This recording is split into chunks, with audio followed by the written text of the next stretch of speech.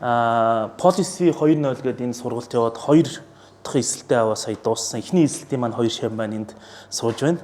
Тэгээ бид нар ямар зорилготой энэ сургалтыг явуулсан бэ гэхээр ер нь бол эдийн засгийн багш нар би өөрөө эдийн засгийн багш байсан. Тэгэхээр эдийн засгийн багш нар эдийн засгийг ярихаар эдийн засгаар нь л ярьдаг. Улс төрийн багш нар улс төр ярихаар улс төр судал талаас нь л ярьдаг. Гэтэл одоо эдийн засаг улс төр хоёрын хоорондын хамаарал, эдийн засгийг хөгжлийн эдийн засаг хоёрын хамаарал, хөгжил судлалын хамаарал. За дээрэс нь нийтийн удирдлагатай яаж уйж болох вэ? Төрийн удирдлага гэж бид нэрлэдэг. Эдгээртэй яаж уйж болох вэ гэдэг энэ салбар дундын зүйл маань их ховор юм байна. Тэгээ байдаггүй юм байна манад. Тэгээд энэ одоо миний сурч ирсэн сүүлд нь би магистр хамгаалсан сэдэв маань бол манад бол хвчлэн төрийн удирдлага гэдэг. Гэхдээ бол нэг public administration буюу нийтийн удирдлага. Тэгэхээр энэ бол нэг бизнесээс бусад байгууллагуудын удирдлага гэсэн мэдээж дунд нь төр орно. Гэхдээ нэг том тоглогч бол төрийн бус байгууллагууд орох хэвээр. Тэгэхээр ашигын бус байгууллагч гэж хэлдэг. Тэгэхээр эдрийн удирдлагыг яаж хийх вэ гэсэн энэ чиглэлээр. Тэгэхээр энийг ингээд суралцаа явсны дараа бол манад энэ орон зай бол байхгүй байна гэж бидний энэ сургалтыг эхлүүлээ. Тэгээ энэ хичээл бол тэнд ярьсан хичээлийн нэг жоохон хураангууд жижигсгсэн хуулиар байгаа. Ерөнхийдөө тэгш ус байдалтай холбоотой хэсгүүдийг аваад илүү ядуурлалтай холбоотой хэсгүүдийг авч үлдээд таны баг зэрэг зас нэмэлтүүд оруулаад ингэж ярьж байгаа ийм сургалт байгаа. Тэгээ бид нар намраас 3 дахь эсэлтээ авахаар байгаа. Тэгээ та бүхэн бас манай энэ Thinkers MN гэдэг пэйж байгаа тэрийг дагаад ч гэдэг юм ингээ мэдээлэл аваад явах боломжтой гэсэн үг. За бид нар бас яг энэ зунжангаа нэлээд контентоор бөмбөгдөх хаа. Яг тэгэхээр одоо нэг 100 бид нар хичээл маань зогсож байна. Тэгэхээр нөгөө нэг back office дээр сууж байгаа өмнөх хичээлүүд за жишээлбэл маргааш ихэд бид нар энэ юун дээр илтгэлтэй байгаа тий. Энэ мэрүүдээр дэлгэр сайхан ингээд төсвийн тогтвортой байдлын зөвлөлийн дарга төсвийн институт гэдэг өөрийнх нь диссертацийн ажиллаар бидэрт бас танилцуулгыг байгаа. Энэ бол нээлттэй та бүхэн бас тэнд очиод сонсох юм бол бас сонирхолтой байж болзошгүй. За муухай том оршил хийчлээ. За. Тэгэхээр бид нар ер нь бол энэ ядуурлын асуудлыг шийдэхийн тулд нэгдүгээрт нь хэмжихээс эхэлнэ. За ерөөсөө хэмжилтээс бүх юм эхэлнэ шүү дээ. Яаж хэмжих вэ гэдгээс эхлээд хэмжилтээс үйлдэл хүртэл алхах хэрэгтэй. Тэгэхээр хэмжилт нь юу вэ гэхээр тэгш ус байдал дээр бол одоо яг Лоренц мөрөө Жини индекс гэж ярьдаг. За ядуурлал дээр бол бид нар ядуурлын шугам, ядуурлын зөрүү, дээрэс нь ядуурлын мэдрэмж. За ядуурлын зөрүү гэдэг нь ерөнхийдөө цаагаар бас гүнзгий эрэлт хичээлээд байгаа. За олон хэмжээс ядуурлын индекс гэсэн юм байгаа. За дараа нь хэн ядуу байна вэ гэдгийг мэдэх хэрэгтэй. За ихэвчлэн бол дэлхийд даяар за манайч дээр ерөнхийдөө хүүхдүүд, эмэгтэйчүүд за хөдөөнийхэн за тэгээ хотын захад болон орхигдсон бүлгүүд бол угаасаа ядуу байдаг. Энэ бол одоо түгээмэл байдаг үзэгдэл. За хамгийн сүүлд нь бид нар энэ дээрээ тайлбар олж хэрэгтэй. Яагаад ядуу байгаа юм бэ? Ер нь ядуу хүмүүсийг бид нар ядуу биш болгох юм бол юу болох вэ? Энэ бодлогуудыг бид нар яаж хийх вэ гэдэг асуудлуудыг ярина. За хамгийн сүүлд мэдээж энэ дэр үйлдэлүүд хэрэгтэй. Бид нар татвар татаасаар хөдөлмөр эрхлэлтэд дэмжих үү, хөрөнгийг яаж бий болох вэ? Асуудал энэ сүүлийн үед нэлээд хөгжиж байгаа нь бол энэ үйл хөдлөлт тулгуурсан загвар гэж байгаа. Тэгэхээр энэ бүгдийг бол нэг жороор шийдэх боломжгүй. Дандаа юм багц байдлаар харах хэрэгтэй. Тэгэхээр энийг зөвхөн эдийн засагч нар харж болохгүй болчиход байгаа. Эдийн засагч нар бол зөвхөн одоо ширээний ард суучаад одоо байгаад байдаг гэсэн юм шүүмжид байн гурчдаг. Би одоо эдийн засагч тэр шүүмжийг бол өстой дуртай хүлээж авч байгаа. Яг тэгэхээр юу гэдгийг нэг статистикийн ард нуугчаа сууж идэг гэж бидний шүүмжилдэг. Тэр нь үнэн. Тэгэхээр яг фронт дээр очиод яг тэр одоо ядуу бүлгүүдтэй ажиллаж байгаа нийгмийн ажилтан эсвэл тэнд очиод судалгаа хийж байгаа антропологийн судлаачид одоо хээрийн судалгаа хийгээд дунд нь ороо явж байгаа тэр хүмүүсийн мэдлэг, тэр хүмүүсийн ойлголтыг бид нар энэ бодлого шинжгээхгүйгээр зөвхөн эдийн засагч нар суугаад зөвхөн тоо хараад зөвхөн загвар бичээд бол энэ бодлого бол явахгүй. Гэхдээ энэ хоёр зүйл бол дандаа хамтдаа биентэй нөө арга билег гэдэг шиг л ингээл явж явах хэрэгтэй. Нэг талд нь бол хатуу тоонууд явна. Нөгөө талд нь бол бодит байдлаа анзаарсан, хөрсөн дээрээ буусан, нөхцөл байдлаа мэдэрсэн судалгаа нэгэн зэрэг явж иж бидний ядуурлын багц гаргаж чадна гэсэн юм санаа байна. За чаашаа явъя. За тэр хэсгийг бол манай ариун заяа ярьсан учраас би ерөнхийдөө хайж байгаа. Тэгээд цаашаа явъя гэж. За тэгэхээр бид нар улс орон ингээд эдийн засгийн хувьд өсөөд байх гэсэн ингээд ядуурл хിവэрэ байгаад байж болно гэсэн. Тэгэхээр гал асуулт нь юу юм бэ гэхээр энэ дотоодын нөхцөлийн хэр хурдтай өсөж байна вэ гэж өсөлтийг хэн бий болгоод байгаа юм бэ? Тэгээд цөөн хэдэн уул уурхай бий болгоод байгаа юм уу? Цөөн хэдэн корпорациуд бий болгоод байгаа юм уу? Эсвэл бөөнөрөө бий болгоод байгаа юм уу? Хоёрдугаарт нь тэндээс авж байгаа үр шимийн хэн хүрттэй? Эргээд нөгөө нэг корпорациуд ч юм уул уурхай юмыг үүсгэсэн бол тэд нар л бүх юмаа буцаагаал хүртэж гин гэсэн үг. Тэгэхээр энэ асуудал. Дээрэс нь хүмүүсийн чадварт хэлж юм. Яг бид нар энэний урталт нөгөө хөгжлийн тодорхойлт гэх баах юм ярингууд энэ чадвар гэдэг өсвөл эцсийн үндэ ер нь хөгжил гэдэг бол хүний чадвар, эрх чөлөө, сонголт өөрөө өөрийгөө хүнддэг тэр dignity гэж ярьдаг те. Тэр эрхэм чанар нь өсөж гин үгүй гэдг л бид нар хөгжил гэж үзэж байгаа. Түүнээс иш одоо нэг орлогон нэмэгдээл гоё орон сууцнууд урдталт баригдал гэж байгаа бид нар бол ерөөсөө хөгжил гэж харахгүй байгаа гэсэн. Тэгэхээр энэ тохиолдолд бодлого боловсруулагч нар юу анхаарах хэрэгтэй юм бэ гэхээр ерөөсөө энэ хомсдлох чиглэлийг нууж далдлахгүй юм зөв үзүүлэлтөө сонгох хэрэгтэй. За тэр нь бол түрүүний ариун зайг хэлж байгаа ядуурлын төвшин, за тэгээ гүнзгийрэлт, мэдрэмж гэсэн ойлголтууд байгаа. За дээрэс нь энэ төсвийн зарцуулалтыг энэ хамгийн ядуу бүлгийнхаа хэрэгцээнд төвлөрүүлж эдрийнхээ байнга бодож төлөвлөх ёстой. За тэгээд гол нь ямарваа нэг өсөлт бий болж байгаа бол тэр нь бодит ажил, орлого, хүний чадварыг бий болгож байна уу юу? Төсвийн гүйцэтгэл дээр аваачаад бид нар юу бодож аваач тавих хэрэгтэй юм. Эсвэл ямар нэгэн хөгжлийн хөтөлбөр эсвэл хөгжлийн төлөвлөгөө боловсруулалтад ардталт нь энэ асуултуудыг бид нар асууж явах хэрэгтэй. Тэгэхээр энэ цугларсан үед юу гэх гэдэг нь бид нар одоо ингээд удахгүй ингээд намар одоо 9 сар болоод юу хилцэх вэ хамгийн түрүүн хилцэх тийм төсвийн хилцүүлэг юм. Тэгэхээр төсвийн хилцүүлэг дээр өнгөрсөн намар бол нэлээд сүрхийн хэрүүл гэх юм уу байхан өөрчлөлт орж байгаа нь усан жамц гишүүн нүдсээр хагаад хойдлын шалгуур үзүүлэлтүүд нэлээд өөрчлөлт хийсэн байгаа. Тэгэхээр бид нар эргээ тэрийг харах хэрэгтэй. Тэнд бол бас нэлээд би бол бүрэн төгс гоё болсон гэж хэлэхгүй. Гэхдээ өмнөхтэйгөө харьцуулбал бол маш том ахис дэвшлүүд явцсан. Тэ ямар сандал эрчим хүчнийхэн та нар чадварыг нэмэгдүүлнэ гэснээр километрээр хэмжинэгээ тавьсан байсан. Ваттаар хэмждэг юм уу гээл явж исэн шүү дээ. Тэгэхээр тэн дээр бол нэлээд шалгуур үзүүлэлтүүдийг сайжруулад бид нар шалгуур үзүүлэлтүүдийг хаашин чиглүүлж явах хэрэгтэй вэ гэхээр яг л бодит ажил орлого хүний чадах бий болж гэнэ үгүй гэдгийг аягуулсан харагдав. Тэгэхээр энэ лөө бид нар ер нь ирээдүйд чиглүүлэх хэрэгтэй. Энэний төлөө одоо бид нар юу гэдгийг нэгдүгээр бодлого боловсруулагчныг сурах хэрэгтэй, хоёрдугаар сэтгүүлчдийг сурах хэрэгтэй, иргэний нийгмийнх ингээд бүх талаасаа нэг фронт дээр ирэх юм бол бид нар одоо улс төрчдөд мөн олон нийтэд нөлөөлөх боломж ирнэ гэсэн. Тэгэхээр энийг бид нар сайн бодож байгаа хэрэгтэй. За түрүүнээс нь иргэний нийгмийн идэвхтнүүд за мөн антропологийн буюу одоо илүү нийгмийн шинжилгээ ухааны судлаач социологчдыг бас хэлэх хэрэгтэй. Тэгшүүс байдал ядуурлыг хүмүүсийн амьдралын туршлагаар аягүй сайн тайлбарлах. Яг юу болоод байгаа? Газар дээр нь очиж харах хэрэгтэй. Зүгээр одоо нэг те эрдэм шинжилгээний өрөөнд дотор суучаад эсвэл юу гэдэг сургуулийнхаа тэнхэм дотор суучаад бодох биш энийг газар дээр нь очиж харах хэрэгтэй. Хоёрдугаар ямар нэг хөтөлбөр хэрэгжиж байгаа бол тэндээс хэн орхигдоод байгаа юм бэ гэдэг. Яагаад тэгэхээр энэ төрлийн бодлого явуулахад хүмүүсийг орхих магадлал айгүй өндөр байдаг. Юу гэдгийг төрийн албан хаагч үзэмжээрч гэдэг юм уу? Эсвэл бодлого биччихсэн хүний үзэмжээрч гэдэг юм уу? Хин нэгэн хүмүүс орхигдох боломжтой. Тэгэхээр хэн орхигдож байна вэ? Бүгдийг орхихгүйгээр бид нар харж явах хэрэгтэй. За дээрэс нь ямар нэг нөлөөллийн ажил, оновчтой чиглүүлэлт юм хариуцлагын тогтолцоонд ашиглах нотлох баримтуудыг аягүй сайн бүрдүүлж явах хэрэгтэй. Тэгээд тэрийг болж өгөл нээлттэй хуваалцаад нөгөө нэг бодлого боловсруулсны чихэнд хүрэх, эрдэмтдийн чихэнд хүрэх ийм байдал ирдэг. Манад нэг юм одоо иргэний нийгмийн шүүмжлэлийн цаашийн одоо зүгээр санааны юу гэхээр нэг юм пул байдаггүй бид нарт. Одоо би маш энгийн жишээ хэлбэл бидний ингээ утааны талаар бүр үндэсний хороотой байсан. Тэгсэн хэрнээ одоо би утааны талаар гарсан репортуудыг цуглуулах нэг газар зүрх цуглуулж чаддаггүй байхгүй. Байхгүй. Тэнд бол заримдаа амар өндөр дүнтэй төсөөр санхүүжсэн судалгаанууд ч явсан, 9 шидийн явсан, статистикууд цугларсан. Эргээд тэдрийг харах хэрэгс байдаг. Бид нар утаатай баг буруу санааг бол бараг л 20 жил үзэлцэж штэ. Ер нь 2000 онд нэг 100 болоод хотоос хөдөөр маш том нүүдэл орж ирэл тэгэл энэ утаа гэдэг чинь бол сүүлийн 30 жилийн л үзэгдэл штэ. 30 жилийн өмнө бол энэ асуудал байгаагүй. Тэгэхээр тэр тохиолдолд бид нар 30 жилийн энэ өгөгдлийг ч гэдэг юм уу тайлан судалгаануудыг ерөөс нэг дор цуглуулж чадахгүй учраас ингээл нэг хийгээл тэгэл нэг сайжруулсан төлс 100 сайжруулсан төлс 100 гэж бидний энэ цикл рүү мөчлөг рүү хөрүүлээд байгаа шалтгаан нь бид нар мэдээлэлээ нэгтгэж нэг дор болгож чадахгүй байгаа нэг юм зовлон байгаа. Тэгэхээр энд нотлогоо бүрдүүлэх гэдэг юм дээр тэр тайлан чинь өөрөө хүртэл нэгэн төрлийн нотлогооны сурвалж байхгүй тий тэнд болсон хэрэгцээ юмнуудыг бүгдийг нэг дор цуглуулад хадгалаад нөгөө репозитори сан гэдэг ийм үүсэх хэрэгтэй байдаг. За ядуурлын тухай 5 худал баримт буюу хүмүүсийн түгээмэл ярддаг зүйлсийг би ер нь яг энэ илтгэлийн жоохон нөгөө савси гэдэг шиг амттай болохын тулд зориуд дүгнэлт маягаар энийг оруулсан юм. За энэ ядуу хүмүүс залхуу учраас ядуу байдаг гэдэг энэ ойлголт бол одоо 1800-аад оны үед гарсан ойлголт та тэрнээс өмнө байсан. Ер нь дээр үед хүмүүс ядуу хүмүүсийг яадаг байсан юм бэ гэж. Ер нь ядуу хүмүүс гэдэг чинь хизээний зүйл юм бэ гэхээр энэ бол эрт дээр үеэс л хүний нийгэм үүснээс ерөнхийдөө юу вэ гэхээр төр тусууд үүсээд суурин иргэншил за ер нь төр тусууд үүссний дараа энэ нөгөө баян хоосны ялгаа гэдэг юм үсэл тэр ядуу гэдэг хүмүүс байсан. Гэтэл ийм халамжийн маягийн төр ус байсан юм уу дээр үесээ байсан. Энэ ажлыг хэн хийдэг вэ? Дээр үдүү сүм хийдэг байсан те. Хүмүүсээс өглөг цуглуулад буцаага тэр өглөгөөрөө ядуусыг тэтгэх.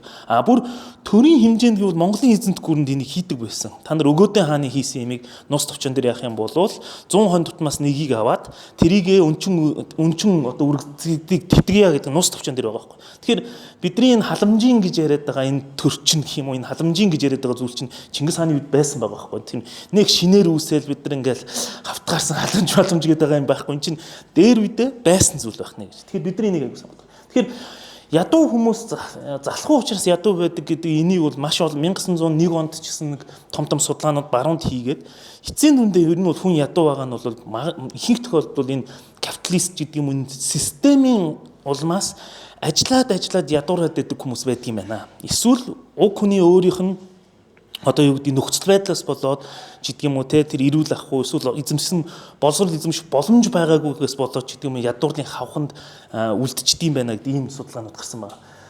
За түрүүн бас ариун заяа ярьсан те ядуурл та бүхэн ч ярьсан. Ядуурл гэдэг нь зөвхөн мөнгөгүй байх явдал биш юм а. Энд нөгөө олон хэмжээс ядуурлууд гэдэг шиг ядуурл зөвхөн мөнгөөр биш эрүүл мэнд боловсрол сул те орон байр хангалтгүй өр зээлтэй аюулгүй байдал сул танилын сүлжээ байхгүй. Ер нь нөгөө ядуу хүний одоо байдал бол зөвхөн нэг шалтгаан биш зөвхөн мөнгөгүй шалтгаан биш боломжгүй шалтгаан. Өөрөөр эсвэл бүр зарим нийгэмд бол тэр хүмүүсийг бүр гадуурхдаг, хавчдаг, эсвэл нөгөө нэг энтэг мэдгт бол нөгөө кастын нийгэмд оруулах юм бол кастшилдаг ийм байдлаас болоод хүмүүс бас ядуурх байдаг учраас энийг бид нар бодох хэрэгтэй. Зөвхөн мөнгөгүй биш. За дараа нь энэ манай неолиберал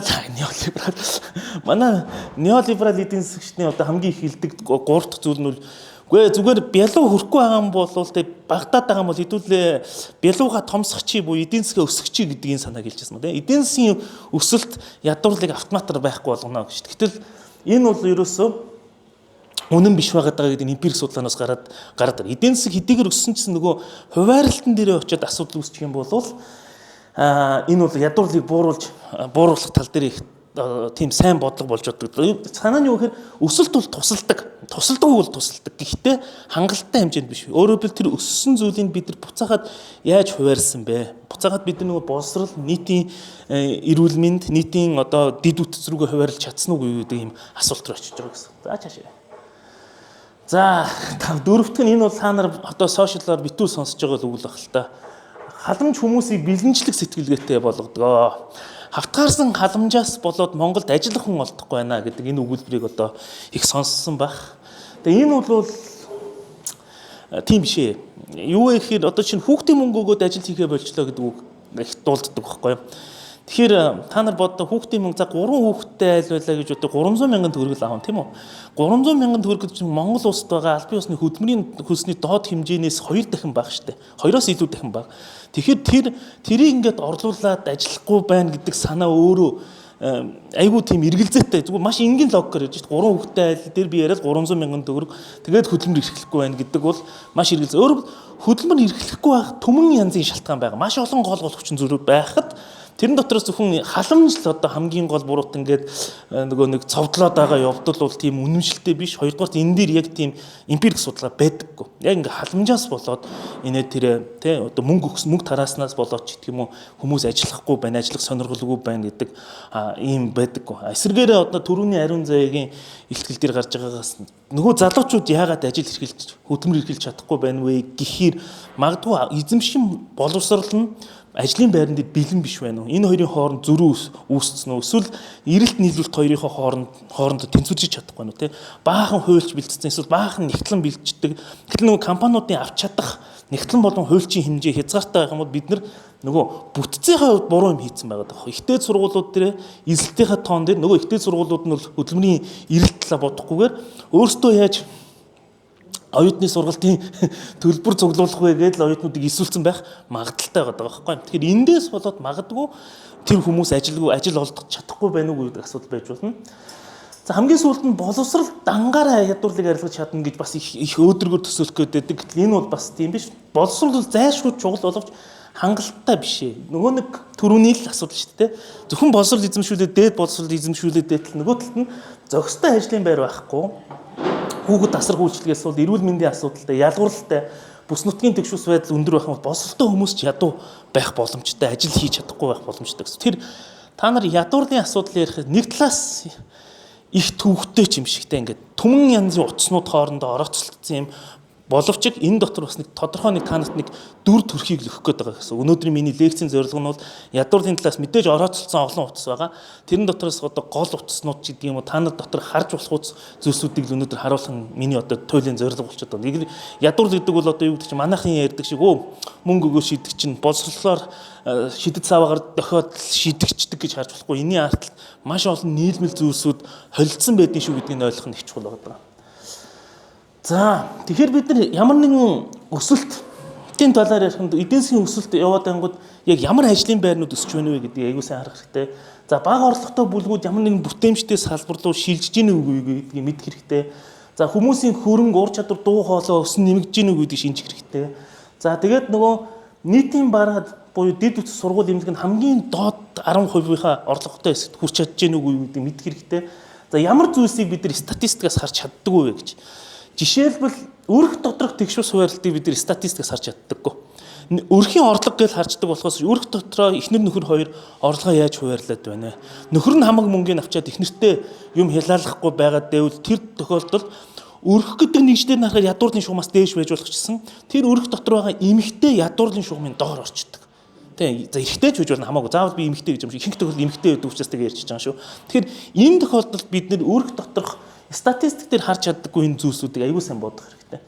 За дээрэс нь магадгүй тэр нэг 20 минутын хот гэдэг нэг концепт зүг нь яваад байсан юм аа. Тэгээд дааж тайлбарсан нөхөр нь шал дурак юм яриад хүмүүсийн хуураг хүргэсэн байхгүй юу гэсэн энэ өнөр хорооллын бити хот руу орж ирээд тэндэл байж игээд уг нь концепц нь юу гэхээр өнөр хороолд амьдарч байгаа хүн хотын төвд авдаг бүх үйлчлэгээгээ тэндээ авах боломжийг бүрдүүлэх ёстой гэдэг уг нь санааг хэлжсэн боловч нөгөө төлөнд хотын төв рүү орж ирэхгүйгээр нэг каст чиг юм яриад тэгээд балаа юм яриад тэгээд тэр бодлого одоо нуурсан ч гэдэг юм эсвэл аюу шүүмжилд өрсөн л дөө. Тэгэхээр бид нар би одоо энэ дэр ахаад дурдъя. Энд асуултуудад хариулсан тайлангууд байхгүй байгаа Монгол улсад. Өөрөөр хэлбэл энэ бол хөдөлмөрийн зах зээл гэдэг маш том сэдв. За дашран дурдахад манай за эдийн засгийн салбараас судлаа. Яг зөв. Энэ тэд нар яг тэгэл засгийнхны нөө тендер авах гэдэг шиг л тий. Манай салбар дээр энийг хийх гэхээр за би зовлонгийн үргэлжлүүлээ ярив. Зовлон үргэлжлүүлэх эдийн засагч нар энэ талбар руу орох их нэг зовлон байдаг. Тэр нь өгөгдлийн асуудал байдаг. Өгөгдөл нь статистикийн хоороон дээр сайн цугларч өгдөггүй. Эсвэл хангалттай өгөгдөл цуглуулах юм төсөв байдаггүй юм да. Энд чинь яагаад тэгэхээр ихэвчлэн микро өгөгдлүүд цуглуулах хэрэгтэй эдрийг хийхин тулд микро өгөгдлүүд хийгээд эдрийг цуглуулахын тулд нөгөө нэг одоо төв рүү даваад явна гэсэн үг байхгүй. Гэтэл тэр чиглэлийн судалгаан дээр грант ерөөсөө өгөхгүй байдаг. Эсвэл мөнгө төгрөг өгөхгүй байгаа гэсэн үг хана шүү дээ. Тэнгүүд эдийн засгч нар чинь бас л нөгөө амжиргаан амьдралаа залгуулсан учраас хаана мөнгөтэй тийш очиж. Тэгээ өнөөдөр эдийн засгч нар ихвчлэн хинд очиж судалгаа хийж өгч байгаа бизнесийнхэнд очиж хийж өгöd байгаа байхгүй. Ялангуяа оюутан байгаагчсан би одоо оюутан байгаад тод санаж байна. Санхүүгийн чиглэлийн судалгаанууд өстө супер явдаг байхгүй. Яг тэр банкуд датагаа өгчдөг. Банкуд мөнгөтэй. Одоо ч хамгийн том мөнгөтэй газар банкуд байна. Тийм учраас санхүүгийн судалгаанууд айгүй өндөр түвшинд хөгждөг. Тэн дээр нөгөө хиймэл оюун ухаан, их өгөгдөл, машин сургалт гэдэг юмнууд яваад байдаг гинэ. Энэ дэр байдаг. Гэтэл нийгмийн хамгаалалт хөдөлмөрийн яамч гэдэг юм энэ лүү ингээ орох хэвээр байтал миний хамаад энэ лүүг орохгүй байгаа байхгүй. Тэгэхээр энэ асуудлуудад яагаад эдийн засгч нар орохгүй нэгдүгээр өгөгдөл байхгүй. Өгөгдлийн нөхцөл юм бол эдийн засгч нар ороход бэлмээ. Тэгээд яг өнөөдөр бол энэ Монголын гэх юм одоо Монголын ч биш юм аа. Монгол үндэстэн том эдийн засгч нар энэ мойс дээр цугларсан нэг 2 семинар хийгээд байгаа. Энэ дамбын савгсрын гэж эрдэмтэн байсан юм аа. Тэгээ өнгөрсөн жил лөө 2 жилийн өмнө нас урцсан. Тэгээ тэр хүн бол Монголын хөдөлмөрийн зах зээлийн судалгаа руу ингээд ормоор байна гэд. Тэгээ та нар болж өгөх нэг тэмдэглээд тавьчаар ажил гэдэг нэг ном байдаг. Нэг жижигхэн бэсрэг ном байгаа. Тэр хүний тэр номыг нэг олоод үзчихээрээ Монголын хөдөлмөрийн зах зээлийг ойлгоход айгүй чухал одоо тулгуур бүтээлүүдийн нэг гэхдээ олон нийтэд зориулж бичсэн тийм техникийн нэр томьёотой төвхтөө ном биш. За харамсалтай нь тэр хүн бол Монголын хөдөлмөрийн зах зээлийн судалгаа хийхдээ микро өгөгдлөөр ажиллах хэрэгтэй нэ тэрээгээд маш олон залуучуудыг уг нь Монголд ирэхдээ нөгөө 1 жилийн цаатлахаа сургуулиас чөлөө аваад Монголд 1 жил лөө 2 жил ажилласан маш олон залуучуудыг микро өгөгдөл рүү чиглүүлсэн. За тэгээ тэр хүний нэрмжид нэг семинар уг нь одоо явж байгаа. Би сая тэндээс ирчээд одоо буцаад тийшээ явах юм тий. Тэр бас тэр багшийн бас нэг ийм завшааныг далимдуулаад нэг дурсмаар байна тий. Тэгэхээр энэ хөдөлмөрийн зах зээлийн энэ өгөгдлүүд бол бидэнд маш чухал байна. Бид нар энийг шаарддаг болох хэрэгтэй. Ер нь бол энэ чиглэлээр та нар юмнуудаа гаргаач. Одоо ажлын байрууд юу өсөд байгаа юм бэ? Түрүүн бол бид нар ингээд бүдүүн тоонууд бол байгаа байхгүй юу? Ажлын байр нэмэгдэж чинь, хомигдож чинь. Гэтэл ямар ажлын байрууд вэ? Бага орлоготой бүлгүүд чинь шифт хийж байгаа юм уу, шилжиж байгаа юм уу? Энийг бид нар бодох хэрэгтэй байна гэсэн. За тэгээд хоёр янзын ерөнхийдөө бодлогын юм хийдгийг нэг нь бол энэ хэмжээний хуваарлт гэж юм хийн, нөгөөх нь функционал хуваарлт. За би функционал хуваарлтыг хайчи. Яа тэр энийг ярихын тулд бас хоошоогоо 80 юм хамгийн арай ярихад дэвтэйхний хэмжээний хуваарлтыг би хоош нэлээд дэлгэрүүлж ярив. За цаашаа. За ер нь энэ яг бид нар түрүүн ерөнхийдөө дурдсан. Дэлхийд дараагийн ядуу гэдэг вэхээр ерөнхийдөө хүүхэд эмэгтэйчүүд үндэсний цон хөдөөгийнх нь л эгвчлийн ядуу байдаг гэдэг та нар ярьсан. За цаашаа. За ядуур болон өсөлтийн хооронд юм ярихаар ингэж хэлдэг. Хүмүүс ингээд юу гэдгийг ядуурлыг бууруулах гад ингээд мөнгө төгрөг зараад байна гэдэг чинь эдийн засгийн өсөлтөнд сөргөөр нөлөөлөх юм шүү. Тэр одоо юу гэдгийг эдийн засгийн илүү бүтээмжтэй салбарлыг хийх ёстой байсан мөнгийг та нар ядуус руу хийгээд байна гэсэн ийм юмуд явдаг. Гэтэл эсрэгээр ядуурлын эсрэг бодлого бол өсөлтийг заавалчгүй удаашруулах албагүй байдаг юм байна. Жишээлбэл ядуур буурахад тэр хүн ямар нэгэн байдлаар зээл аваад өөрийн гэсэн жижигхэн бизнесээ эхлүүлчих гэдэг сонирхол байд юм байна. Өөрөөр хэлбэл ядуурлаас гарч ирэл хүн болон ажлыг гэдэг сонирхол байдаг. Хоёрдугаар илүү сайн хоол тэжээлтэй эрүүл мэнд сургуультай болох юм бол бүтээмж нь өсчих юм байна. Тэр хүн чинь илүү сайн ажлын байр руу очих боломжтой болчих юм байна. За хоёрдугаарт ядуу хүмүүсийн хэрэглээ нэмэгдээд хамгийн түрүүнд дотоодын бүтээгдэхүүний эрэлт нэмэгддэг. Шууд учир зүггүй гүйж очиод импортын бүтээгдэхүүн авдаггүй. Эсвэргээрээ баячуудын орлого нэмэгдэхэд шууд импортын бүтээгдэхүүн болдог. Эсвэл тансаг бүтээгдэхүүн болдог. Гэтэл ядуу хүмүүсийн орлого нэмэгдэхэд тухайн орон нутгийн эрэлт нэмэгддэг. Тэгээд жишээлбэл хөдөө сумын төвд хүмүүс нь ядуу биш болоод хүмүүс сумын төвийн дэлгүүрийн эрэлт яа гэсэн үг нэмэгдэнэ. Нэмэгдэх ихэвчлэн дотоодын бүтээгдэхүүн дээр нэмэгддэг гэдэг. Юу гэдэг илүү их эрчим хүч хэрэгэлдэг ч гэдэг юм. Илүү их одоо юу гэдэг гурил будаа хэрэглэн. За будаач гэхдээ импорт болоо илүү их талах хэрэглэн ч гэдэг юм уу те. Ингээд эхэлдэг гэсэн үг. За дээрэс нь ядуу буураад эхлэн хүмүүс ядуу гэхээр нийгмийн оролцоо нэмэгдээд эхэлдэг. Тухайн орон нутгийнхаа асуудал руу оролцдог, дуу хоолойгоо өргөдөг, санаачлаг гаргадаг ч гэдэг юм боломж нэмэгдэнэ. За дээрэс нь ядуу улсууд бол өөрхөд зөвхөн хэрэгэлдэггүй тэр хоол тэжээл боловсрал орон сууцнд хөрөнгө оруулаад байгаа. Өөрөөр хэлбэл хүн капитал гэдэг имийг нэмэгдүүлж идэг. Би сайн хоол идэн эрүүл байна гэдэг чинь нэг ёсондоо одоо манай эдийн засгийн хэлдэг GDP-д айгүй том хувь нэмэр оруулаад байгаа байхгүй. Тэр энийг бид нар зөвхөн ядуурлын бодлого гэхээр зөвхөн нэг ингээд ядуу эсрэг мөнгө хуваарлал намаг руу мөнгө шидэд байгаа гэж ерөөсөй ойлгож болохгүй. Цааталт нь ийм боломжууд тэлж идэг гэдгийг айгүй сайн харж явах хэрэгтэй гэсэн. Цаашаа. За бид нар дөрвөн талбар байгаа гэж. Нэгдүгээрт нь функционал хуваарлтыг өөрчлөх гэдэг энэ жоохон төвөгтэй Монголд ярих яг тийм манад энэ функционал үйлдвэрлэлийн функцийн ч үнэлээгүй явж байгаа харамсалтай. За тэгэхээр бид нар 2 3 4 дээр илүүтэй их ярья гэж. За цаашаа. За энийг алгасч. За хэмжээний хуваарлтыг түрүүн л эргэл хөдөлмөрийн зах зээл рүү оруулаад түрүүн харсан шүү дээ. Ихэнх хүний хувьд бол ажил бол орлого чадвахын гол их усүр манай өрхөдөө 53% нь цалингаас орж ирж байна гэсэн үг шүү дээ. За тэгээд ажил гэдэг бол бас нөгөө талд юу вэ гэхээр зөвхөн цалин биш шүү. Олон хөгжиж байгаа улс орнууд юу гэхээр хөдөлмөрийн орлого, хуваарай хөдөлмөр эрхлэлт, фермерийн ажил, бичил бизнес, алтан бус ажил цалингүй асаргаанаас бүтдэг. Сүүлийн үед энэ асархан эдийн засаг гэдэг нэг юм ойлголт нэлээд одоо юу гэдэг нь түгээмэл болдог. Ер нь бол одоо нөгөө ийм манай нэг эдийн засгийн номон дээр нэг ийм жишээ байдیں۔ Нэг хүн гэрийн үйлчлэгтэй байсан гинэ нэг эмэгтэй тий нэг эрэгтэй нэг эмэгтэй гэрийн үйлчлэгчээр авсан байсан гинэ. Тэгээ тэрэндээ цалин төлөөл ингээл яваад байсан гинэ нөхөр. За энэ GDP тооцохдоо GDP тооцогдно гэж байгаа байхгүй яг нөгөөтөн цалингийн орлого олж байна. Тэгээ тэрний яг гэрийн үйлчлэг гэр орны цэвэрлээ явж ирсэн аа. Тэр хоёр хоорондоо гэрэлцэн гинэ. Тэгээ зүгээр яг жишээ олгож явж байгаа амар абстракт жишээ гэрэлсэн гинэ. Тэгээд яасан гэрсний гадаар яасан гэсэн чинь нөгөө нөхөр цалингаа өгөө болсон. Хоёул гэр бүл болсон юм чинь. Эмэгтэй хийдэг байсан юм хийжсэн гэж байгаа. Одоо GDP-д нөлөөлөхгүй гэсэн чинь GDP-г унчиж чинь гэж байгаа байхгүй. Санаанд тэр байхгүй. Яг тэр цалин өгөө болчихж байгаа. Гэтэл эмэгтэй хийдгээ хийгээд үнцэнтэй зүйл хийсэн үгүй хийсэн гэдэг байгаа байхгүй. Тэгэхээр маш олон эмэгтэй заавч эмэгтэй халбууд эрэгтэй үнчсэн гэр орондоо юм хийж байгаа. Маш олон эрэгтэй эмэгтэй хүмүүсийн өрхөдөө хийж байгаа янз бүрийн ажлууд нь GDP тооцохдохгүй явж байгаа шүү гэдгийг ойлгох хэрэгтэй. Тэгээ бүр 1900 ер нь бол эмэгтэйчүүдийн ажил хүчний орлогын түвшин 1945 оноос хойш маш өндөр болсон. Ерөнхийдөө дэлхийн 2 дугаар дайны үеэр яасан бэ гэхэд нөгөө ирчүүд нь бүгд зэрэгт яваад тэгээд хойдолд нь эрэгтэй хүний хийдэг ажлыг хинээр хийх болсон. Яагааргүй эмэгтэйчүүдээр хийлгсэн чинь эмэгтэйчүүд чадна гэдэг нь айгүй ойлгомжтой болсон байхгүй. Хуучин бол эмэгтэйчүүд чадахгүй та нар байж гэдэг байсан бол нөгөөдүүл нь ан ман яг чадах юм байна гэдгийг харуулад тэгээд тэрнээс хойш эмэгтэйчүүдийн ажил хүчний оролцооны дэвшин хөдөлмөрийн зах зээл дээр айгүй хүчтэй ороод ирсэн. Тэгээд тэрний өмнө ч одоо ерөнхийдөө уламжлалт нийгэм та нар нөгөө Мона Лиза Смайл гэх кино мэднэ шүү дээ. Амар мундаг боловсрол эзэмшээл нэг коллежид яваал айгүй яагаад энэ эцсийн зорилгоноос нэг хүний ихнэр болох ч гэдэг юм уу. Тийм л зорилготойгоор бэлдээд байсан юм харамсалтай түүх байсан. Тэгэхээр энийг хэлээд байгаа. За тэгэхээр бид нар ажлын байрыг хоёр янзаар бодох хэрэгтэй гэж. Ажлын байр гэдэг чинь зөвхөн ажлын байр биш. Нэгдүгээрт нь хөгжлийг дэмждэг ажлын байр гэдэг нь юм бэхээр одоогийнх нь орлогыг өсгөж явах хэрэгтэй. Ур чадвар өөртөө итгэлийг бий болгох хэрэгтэй. Өөрөөр хэлбэл бид нар ажлын байрны чанарыг аягүй сайн бодох хэрэгтэй. Доктортой байдал ирээдүйн шилжилт өгөх хэрэгтэй. Нэр төр аюулгүй байдлыг хангах хэрэгтэй. За дээрэс нь иргэний болон нийгмийн амьдралтай холбох хэрэгтэй гэж. Энэ айгүй чухал. Ягаад гэвэл сүүлийн үед энэ онлайнаар ажиллана гэдэг ойлголт бол хүмүүсийн сэтгэл санааг айгүй их эвдэж байгаа зүйлүүдийн нэг. Яг зайнаас ажил нэг талаас айгүй хүмүүс гоё санагддаг боловч ажил гэдэг бол зөвхөн ажил бүтээх биш нэр хамт олон хүний харилцаа, амьд харилцаа гэдэг юмыг бид айгүй сайн бодох хэрэгтэй. Тэгээ сүүлийн үед эрсрэгээр энэ онлайн ажил гэдэг бол хүнийг бүтээмжийг унгаж ийн гэсэн юм яриад байгаа. За яг Монголд бол ягаад энэ Улаанбаатар хот өөрөө төвжилтэй учраас зарим тохиолдолд бол яхахгүй зайнаас ажиллах нь бол давуу тал болж байгаа гэсэн. Хэрвээ манай хот нийтийн тээвэр нь хөгжсөн байсан бол хүмүүс магадгүй биенийхээ царай гараад ажиллах нь илүү сонирхолтой байх боломжтой гэсэн. Тэгэхээр бид нар ажлыг нэг талаас нь иргэний болон нийгмийн амьдралтай холбох гэдэг энэ үүргийг аягүй сайн бодож явах хэрэгтэй шүү. Тий. За ядуурл төвшдөг ажлын байр нь юу юм бэ гэсэн чи ерөөсөө бүтээмж мөн орлого нь тогтворгүй. Одоо манай муу сайн хөөх юм уу барилгын баригдынхны амьдрал энэ ихгүй юу. Орлого нь асар тогтворгүй, удирдлагын шин чанартай байдаг. За дарамттай аюултай нөхцөлд ажилладаг, зарим нь хөдөлмөрийн гэрээгүй ажиллаж идэг.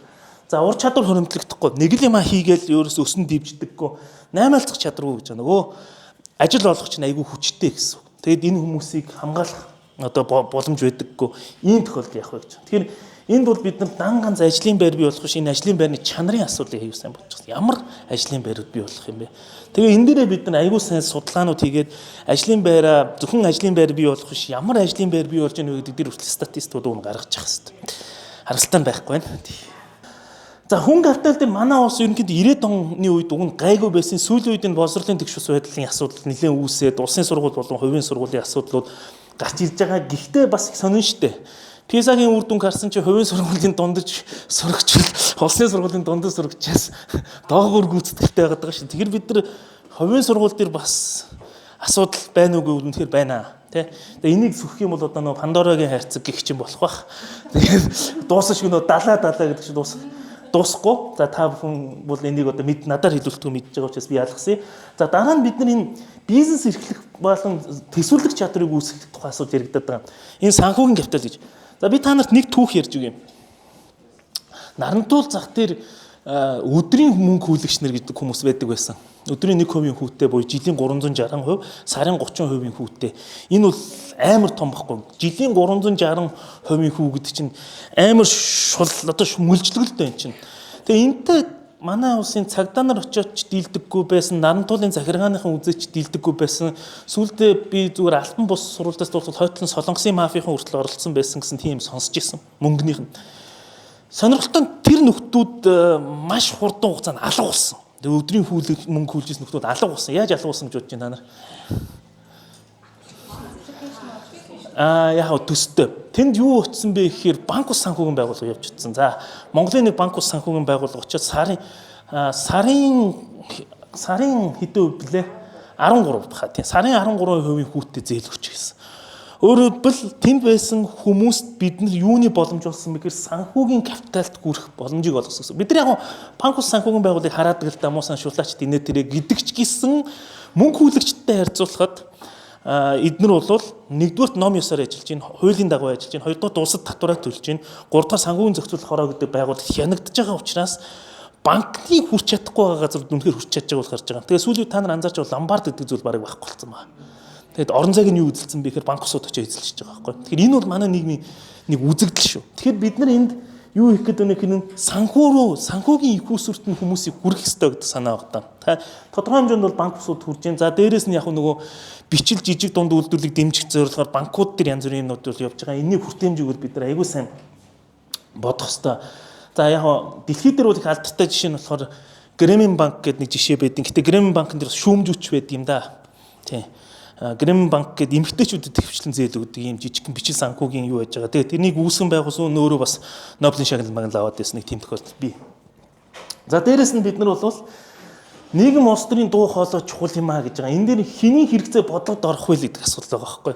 Тэгэхээр энэ хүмүүсийн дуу хоолойг яаж хөрөх вэ гэдгийг бид нар аягүй сайн бодож авах хэрэгтэй гэсэн. Ядуу булгийнхаа дуу хоолойг яаж хөрөх вэ? За энэ дээр бид нар яах аргагүй төрд хүрч чадахгүй, хувийн хвшил эднийг тоохгүй. Тэгэхээр энэ дээр нөгөө бидний иргэний нийгэм гэдгийн орон зай бол гарцаагүй байгаа гэсэн санаа явж байгаа. Тэгээд дэлхийд даяар нэг үр дүн байгаа хөтөлбөрийн зорилго загварч ядуу бүлгийн иргэдийг өөрсдийн оролцуулбал маш сайн үр дүн төрд юм а гэдэг нь бол бүр ингээд одоо нөгөө сайн жишг гэдэг шиг хаасаа юу тогтцсон жишг байна гэсэн үг. За энийг ярих юм бол намайг харах хүмүүс айгүй олон байгаа мэдээж. Шатлсан татвар буюу прогрессив татвар авна гэж хэлчих юм бол одоо намайг бол зүүнтэн гэж хэлнэ. Гэтэ яг би угаасаа I'm proudly зүүнтэн гэдэг шиг тийм. Би бол бахархалтайгаар зүүнтэн учраас энийг ярьж байгаа. Тэгэхээр доод 40% амжиргааг сайжруулах яах аргагүй бидэрт бол энийг мөнгийг агаараас бид нар бүтээхгүй. Тэгэхээр нэг газараас нэг хэсэг хүмүүсээс нь авнаа гэж. За тэгээд энэ бол орлого болон хөрөнгөд ногдуулах шууд шатлсан татвар гэж. За гол асуудал нь ерөөсөө татврын ачаал бол өндөр орлоготой их хөрөнгөтэй бүлэг дээр илүү ногдох хэрэгтэй гэж ингээ хэлчихвэл тэгээд асуудал орно. Энийг аягүй сайн мэдж байгаа. Тэгтээ яг хэлчихье.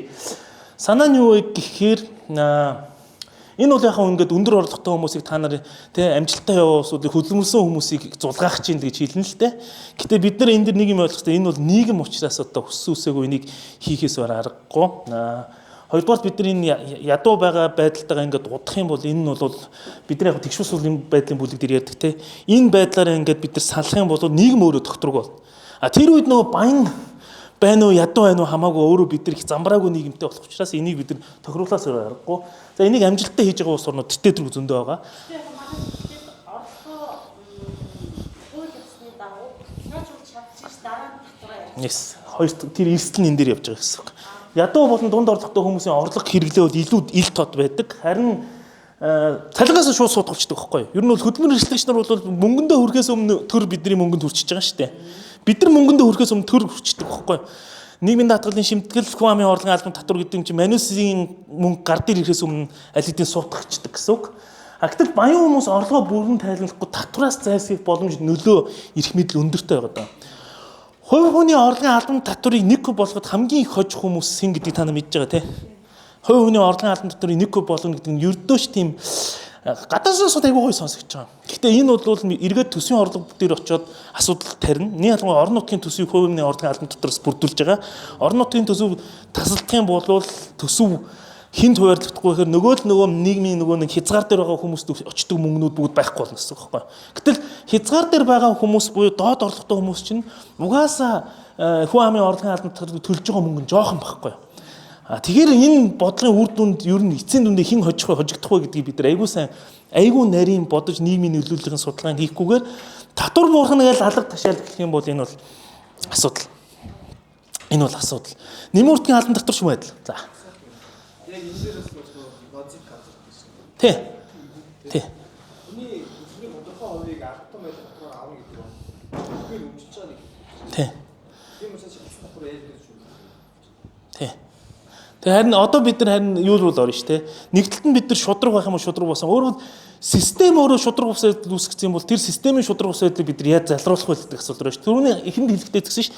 Хүмүүс ядуу байгаа нь яг зөвхөн өөрсдөөс нь болдог гэсэн би ноцктой санал нийлээд окей тэ шудраг байхын тулд наад хүмүүс ч өөрсдөө гэсэн. Гэтэл бидний үүсгэсэн байгаа нийгмийн систем нь өөрөө ийм системийн ядуурл системийн тэгшүүс байдал үүсгэдэг бол одоо энэ дэр хин нэгэн залруулахаас өөр аргагүй л гэдэг концепт. Гэхдээ систем бас яг тухайн хүний ялгаж чаддаг шүү дээ. Одоо ялгаж чадахгүй. Гэтэ бид нар бүгдийг ялгаж чадахгүй. Мэдээж шууд ингээл ядуу байх хөөх юм нь бүгднийг одоо халамжлаад ирэхгүй шүү дээ. Буцаагаад тэдний чинь за тэр нь одоо араас нь гарч ин тэ. Тэр хүмүүсийг аль болох бид нар банк түлхэхгүй шүү дээ. Банк ингээл түрээд ингээ яваад байх биш. Нэг хэсэг түрээд за одоо чи дээшээ гар яв гэдэг юм руу хийх гээд байгаа байхгүй гол зорилго нь тэ. За тэгэхээр энэ бодлогыг хийж байгаа тохиолдолд бид нар яах ёстой гэхээр энэ орлого ба хөрөнгөний татварын хэрэгжилтийг бэхжүүлэх гэдэг түрүүний асуудал байхгүй. Яг юмаа бүртгэх ёстой эхний ээлж нь. Хэдэн хөрөнгөтэй байгаа, юутай байгаа, хаана юм байгаа инээ тэр юм. Одоо манад бол яг энэс нэлийн дээр үдийг хамархан зүгтдаг шүү дээ. 16 оноос өмнө бол нэг падан бичээл бүн зүгтах ёстой. Айгүй хамархан байсан шүү дээ. Хэрвээ тэр үед та нар бизнес эрхэлж исэн бол 16 оноос өмнө бол зүгээр л дурын падан дээр дурын бичээл байт хамаг дараалж явуулчихсан. Одоо бол бүр гарцаагүй нэг ий баримт гэдэг юм заавалчгүй нөгөө нэг юм ороод ирсэн учраас 16 оноос хойш бас нэлээд зэгцэрсэн юмнууд бол байгаа. За татварын байрсагч нар гэж нэг амар даам усуд байсан шүү дээ 16 оноос өмнө туртаа газараа очиод ингэдэг байсан бол одоо тэгж чадхаа байсан шүү дээ. Ягаад гэвэл нөгөө нэг e-tax руу оронгууд энэ талд нэг юм үнэлгээ байдаг шүү дээ. Эрсдлийн үнэлгээ байгаа. Тэр эрсдэл нь өндөр байх юм бол над дээр. Түүнээс би зөв зүгээр эрсдэлгүйгээд ногоон байх тэр над дээр татварын байрсагч хичээс ирэхгүй байхгүй. Энэ бол нэг талаас нэг хүний оролцоог нэлээд багасгасан амар том ахиц төвчлүүд. Одоо бидний зэгцлэх ёстой юм бол энэ орлого хөрөнгө дээр очиод нэг зэгцлэх юм бол гайлтаа нийлүүлээд зэгцэлчих юм бол ер нь улс бол хамаг юм хянах боломж бол бүрднэ гэсэн. За би улсад хянуулна гингүүт хүмүүс жоохон дотор мохоо оргиж магадгүй. Тийм. Гэтэ юу гэхээр улс нэг тийм мүлжгöd байгаадаа биш. Улс энэ ямиг амин нөө фэйр буюу шудраг авахд энэ айгүй хэрэгтэй байгаа байхгүй фэйр. Яг авах ёстой хүнээсээ авах ёстой юм авах гэсэн үг байхгүй. Тэгэхгүй зарим нэг хүмүүс нь зайлсхийж чадаад байгаа бол энэ шудраг усалж байгаа байхгүй. Өөрөөр хэлбэл хөдөлмөр эхэлж байгаа хүмүүс бол ямар ч зайлсхийх боломжгүй байгаа байхгүй тийм. Гэтэл хөрөнгөтэй хүмүүс энэс зайлсхийгээд дэвэл энд дээр шудраг усаж байгаа юм шиг. Түүнээс биш би өөр юмар хэлээгүй шүү. Заавч улс очиод мүлжөөдэй гэсэн санаа биш шүү. Заяа. За дээрэс нь элитүүдэд ашигтай юм цоорхоо чөлөөлтүүдтэй бол энийг бид айгуу сайн бод. Одоо тамхины хяналтын тухай хуулийн дээр сая тамхины татварын тухай асуудал явж штэ. Хойдолд амар том лобби бүлгүүд очсон ёстой. Парламент дээр өстой жиггэн дүр төрх нь бидэрт айгуу тодорхой харагдаж штэ тийм. Тэгэхээр элитүүдэд ашигтай гэдэг нь үндсэндээ тэр юмыг хойдлоос нь хамгийн их ашиг хүртэж байгаа хүмүүс гэж ойлгох хэрэгтэй. За тэгээд олсон орлогоо үнэхээр нийтийн үйлчлэгэнд ашиглах ёстой гэсэн үг.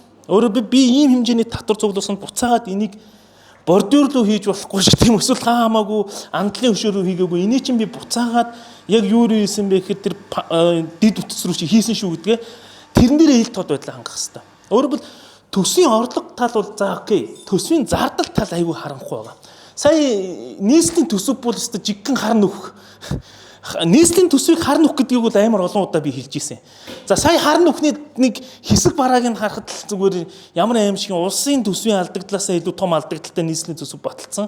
Энэний суур проблемыг бол дээрээс хойш ярьж л байсан л да. Энд чинь нийслэлийн иргэдийн төлөөлөгчний хурал бүгд цалингаа авахчих хэвээр. Давхар ажил эрхэлж болохгүй, төлөөлөгчийн ажлыг хийх хэвээр. Энд очиж тузын гишүүн байж болохгүй. Нин ялангуяа засаг даргын тамгын газарт ажиллаж болохгүй. Гисэн юм байсан чинь Ухнаагийн Отгон баяр ахиатны хууль дэвшүүлээд бараг 70% нь давхар дээлтэй байж болно гэж оруулаад. Энэ бол нөгөө коррупц буюу ялзарлын суурь нь явж байгаа байхгүй юу? Орон нутгийн одоо суманд бол бүр ялзарч байгаа энэ бол тий. Ямар ч хянах механизм. Өөрөөр хэлбэл нийслэлийн иргэдийн төлөөлөгчдийн хурал гэдэг чинь одоо хууль тогтоох засаг л тий. Гүйцэтгэсэн засаг даргын тамгын газар эднийг хянах хэвээр нөхдүүд нь хамтдаа болчихж байгаа байхгүй юу? Ингээл дуусчихж байгаа. Манай ус ерөнхийдөө дуусж байгаа шалтгаан айгүй ойлгомжтой. Тэг хоорондоо ингэсэн би нэг ингэсэн. Тэгэхээр бид нар энийг яаж хийх ёстой вэ гэхээр ил тод байдал гэдэг нь маань хангаж хийхээс өөр аргагүй гэсэн үг байхгүй. Яг юунд зарцуулагдаад байгаа яагаад улсын төсөв бол харьцангуй гайгүй. Хойноос нь хөөцөлдөж болж байгаа. Орон нутгийн төсвүүд хар нөх юу болоод байгаа юм бэ? Бид нар нийслэлийг ерөөс хянж чадахгүй байгаа байхгүй. Тэгэхээр энэ ингэж бид нар юу болох ёстой вэ гэхээр нөгөө татвар хураах нөгөө нэг легитим шин чанар буюу хууль ёсны үндэслэл бий болно. Яг би нөгөө талаас татвараа буулга гэж хэлж байгаа хүмүүс зөвтгөж байгаа байхгүй. Нөгөө талын зардалт нь аимшигтай зарцуулаад гэж хинчсэн буулга гин штэ.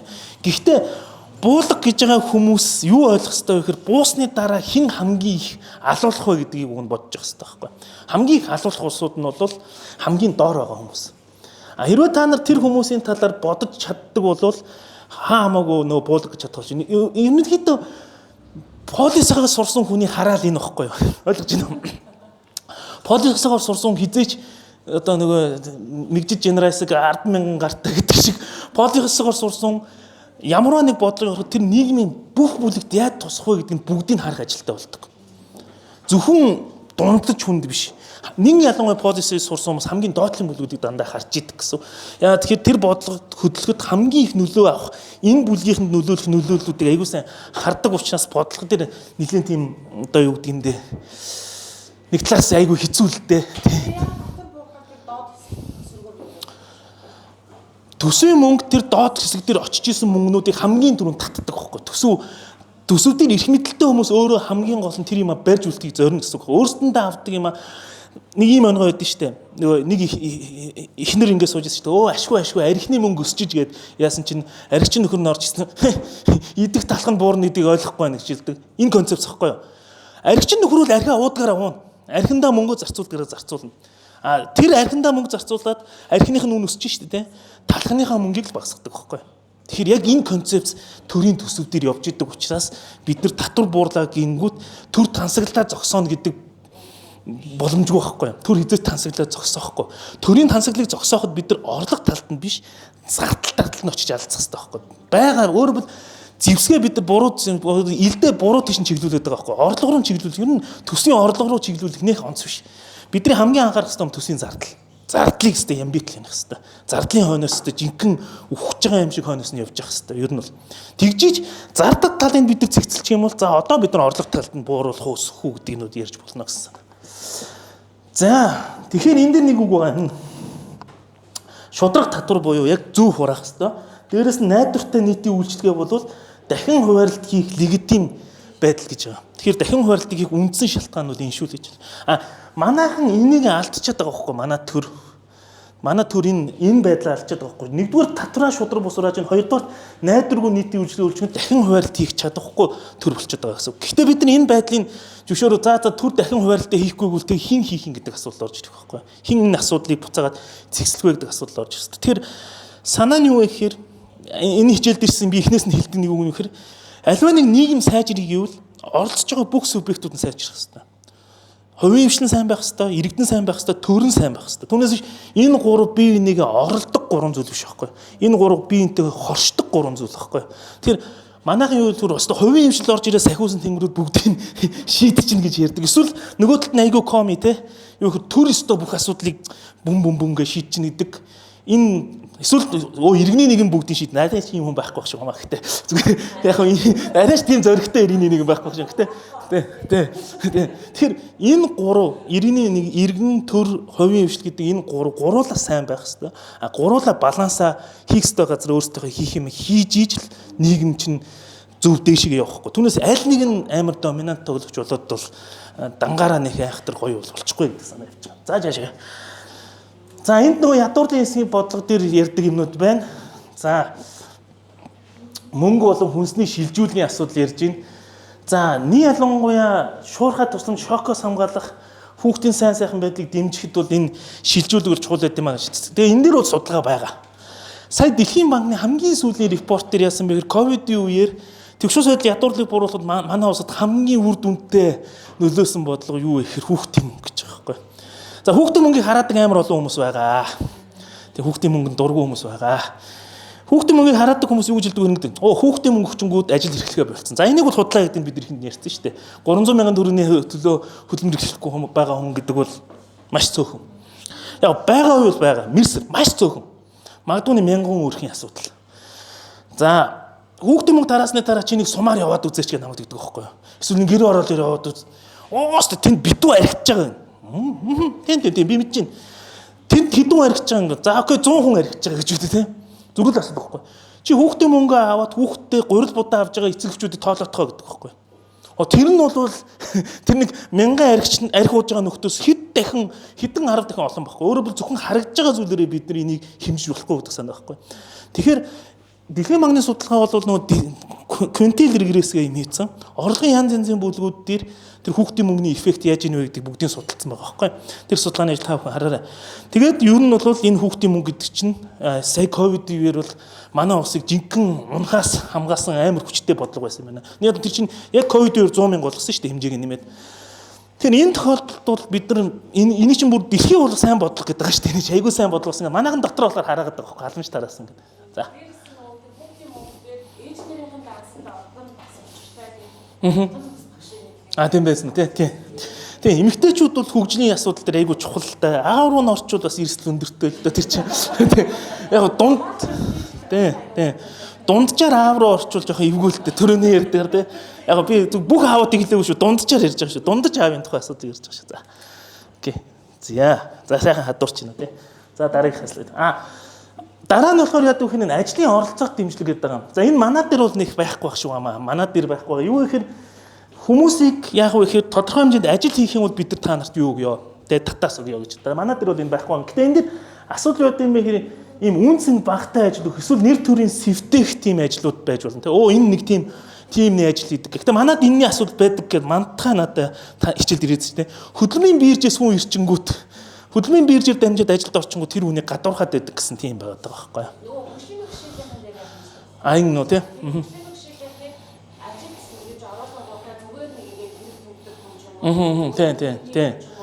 Тий. Харин хэлэхгүй. Тэгэхээр эн чинь үнцэнтэй багтай ажил өгөөдөө бол энэ бол эрсдэл нь болчих. Эрсдэл нь болчих гэсэн. За дараах нь нөхцөл мөнгөний шилжүүлэг байгаа. За манай хүүхдийн мөнгө чинь нэгдүгээр универсал, хоёрдугаар unconditional буюу нөхцөлгүй байхгүй. Тэгэхээр энийг нөхцөлтөө болгоё гэдэг хүмүүс их байдаг юм. Яг уу ингэдгийн хүүхдийнхээ вакциныг хийлгэсэн эсвэл хүүхдээ сургуульд хамрагдуулсан бол өгье гэдэг иймэрхүү бодгод бол бас байж болно. За энэ дээр юу гэхээр хитрхи хатуу нөхцөлд тавьчих юм бол юу үүсч болох вэ? Нуглаа үүсч болдог гэдэг. Өөрөөр бол хорооны хэсгийн халагч нар гэдэг нөхдүүд энэ дэр нуглаа үүсгэж гэдэг учраас би хүүхдийн мөнгийг уг нь ингэж өгвөл бас why not те. Үнэхээр яг зорилтод бүлэгдэнд очиж өгчүүл зүгээр гэж боддог байхгүй.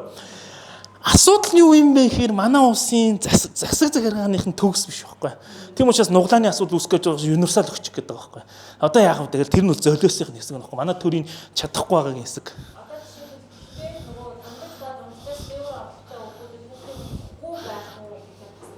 Анте. Ер нь бол би бол одоо нэг агуу зүнтэн учраас universal basic income гэдэг юм дэмждэг төрлийн юм баггүй юу. Өөрөөр бол улс оршиж байгаа бол түүний иргэн нэгдүгээрт өсөж болохгүй, хоёрдугаарт дээвэртэй байх хэрэгтэй гэдэг хоёр нөхцөл зайлшгүй биелэх хэрэгтэй гэж үзэж байгаа байхгүй. За тэрний нь бол одоо бүр мөнгөний өгөөч чамаагүй энэ хоёр нөхцөл. Ирээ манай ус үнэхээр баян болох юм бол чи манай улсын иргэн болж төрсөн тохиолдолд хоёр юм чинь би чи юу ч хийхгүй байсан ч гэж байгаа байхгүй. Бүр ингээд зүгээр хүний хувьд оршиж байгаа учраас би чамд хоёр юм өгье гэж байгаа байхгүй. Тэрний үг чи үлсэхгүй чи дээвэртэй байх. За энийг хэлбэл мэдээж манай либуд намайг барьж идэн л дээ.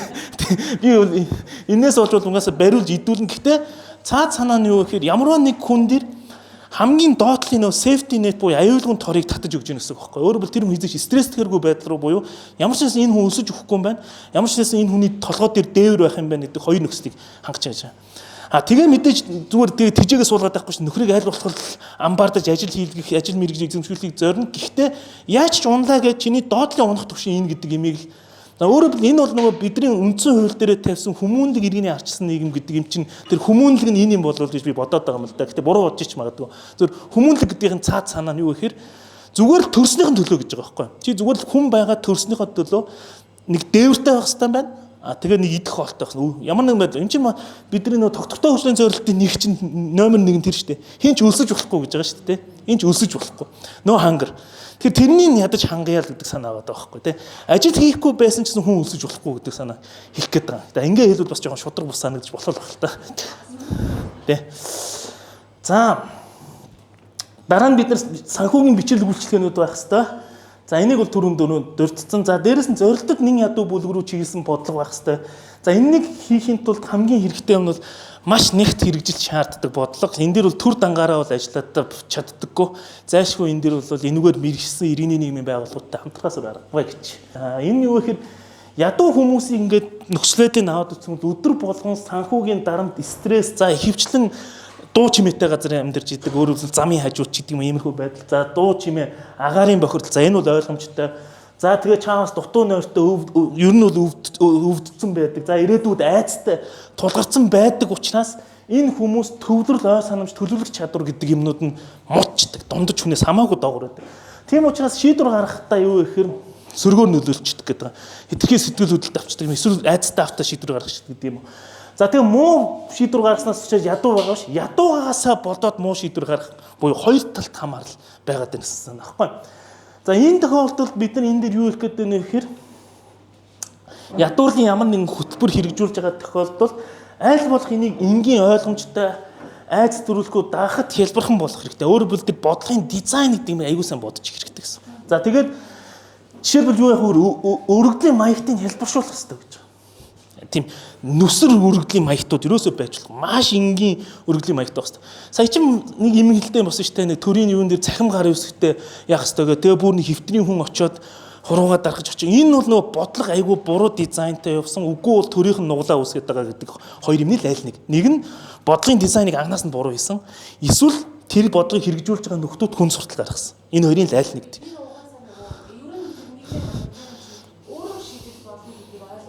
Тийм. Тэгэхээр дахин сурах хэрэгтэй тэр хүмүүсийг. Дахин сурахаас өөр аргагүй. Тэгэхээр бид нар нэгдүгээрт нь өргөдлийн маягтаас гадна ер нь дизайнын айгүй хэлбэр болох хэрэгтэй. Хоёрдугаарт нь хөтөлбөр хэрэгжих цагийг аягүй сайн бодох. За энэ бол манай улсад бол жоохон өөр байж магадгүй. Санаа нь юу гэхээр энэ нөгөө газар тариалантай улс орнууд дээр нэг ялангуяа нөгөө ургацын баярын үеэр баярч багт ургац сураах үеэр ямар нэг ядуустай холбоотой хөтөлбөр хэрэгжүүлэх оройтой гэдэг байхгүй. Яг тэр ядуу хүмүүс ургац сураалт руу явцсан завгүй байдаг учраас ямар нэг хөтөлбөр яаж болохгүй. За манад бол мал төлөвлөгөө үеэр ч гэдэг юм уу те энэ хөтөлбөрийг явуулах бол оновчтой биш. За дараа нь яг хоёр амралтын хэрэгслээ ашиглах гэдэг байгаа. Энэ нь өнөхөр хурал зорилгодоо хүрэхтэн тусалдаг жаа. Тэр нь юу гэдэг юм бэ гэхээр чи хэрвээ ийм хэмжээний мөнгө хөрөнгөлүүлж байгаа бол бид нар чамд ийм хэмжээний юм матч хийгээд урамшуулъя гэдэг юм урамшуулалт санал болгодог. Commitment wise гэж хэлдэг юм да англиар. За дараа нь юу гэхээр үйлчлэгийг очиход хялбархан болох гэж байгаа. Ихэвчлэн одоо гэр хорооллын хаваар ядуур их байдаг бол ямар нэг үйлчлэгээний юмнуудыг айл болгонд нь очиод яваад байх ш худаг дээр жишээлбэл хийж болно гэж байгаа юм. Яг тэр хүмүүс угаасаа хүссэн үсэг усуу. Тэр бол гарцаагүй. Тиймээс худгийн эдийн засаг гэж хүртэл байдаг гэдэг. Худаг дээр мэдээлэл дамжуулах хэрэгтэй. Худаг дээр нь хамаг юмнуудыг шийдэх хэрэгтэй. Жишээлбэл энийг их мундаг ашиглаад байгаа нь манад бол нөгөө нэг Дулаанбаатарын аюуг ашиглаад байгаа юм билээ. Худаг дээр нь очиод шууд янз бүрийн юмнууд наад автобусн дээр янз бүрийн юмнууд наадаг. Яг тэр хүмүүс автобусаар хөвчнөж очиж байгаа. Тэгэхээр ийм байдлаар бид нар энийг хэрэглэх ёстой гэсэн санаа байна. За тэгээд бид нар эцсийн шалах хуудас энэ сүүлийн слайд хаа. Нэгдүгээрт нь хэн хаана ямар хэмжээсээр ядуу байна вэ гэдэг дээр төрөний ядуурлын төвшин, ядуурын гүнзгийрэлт, ядуурлын мэдрэмж олон хэмжээс ядуурлын индекс за тэгээд орон нутгийн нөхцөл байдгийг аягүй сайн ойлгох хэрэгтэй. За дээрэс нь ямар хязгаарлалтаас болоод ядуул дахин бий болоод байгаа юм бэ? Нөө боловсрол нь юм уу? Эсвэл ямар нэг эрүүл мэндийн асуудал байна уу? Эсвэл ямар нэг гадуурхал байна уу? Энийг бид аягүй сайн харах хэрэгтэй. За дээрэс нь ямар бүлгүүд орхигдсон дутуу үйлчлэгээ авж ийн вэ? Тэ хүүхдүүд үү? Ямар нэгэн хөөсийн асуудал байна уу? Угсаа гарлын асуудал байна уу? Хөдөө орон нутгийн асуудал байна уу? Хөгжлийн бэрхшээл байна уу? Шилжийн ирсгсэн хүмүүсийн асуудал байна уу? Энийг аягүй сайн харах хэрэгтэй. За тэгээд ямар бодлогод би энийг нөхөх вэ? Буюу бодлогуудаа зөв багцлах хэрэгтэй. За энэ дээр бид нар татвар үйлчлэгээ шилжүүлэг, ажил хөрөнгө бий болгох гэсэн юмнууд хэрэгтэй. За тэгээд дээрэс нь буцаага энийг хийнэ гэж байгаа. Зөвхөн ядуурлын төвшнгөө хэмжиж болохгүй. Буцаага бид нар нөгөө нэг олон хэмжээс ядуурлын индексийн эрчим гэж ойлгох таа. За энийг бид нар бас ярилгүй өнгөрчтэй.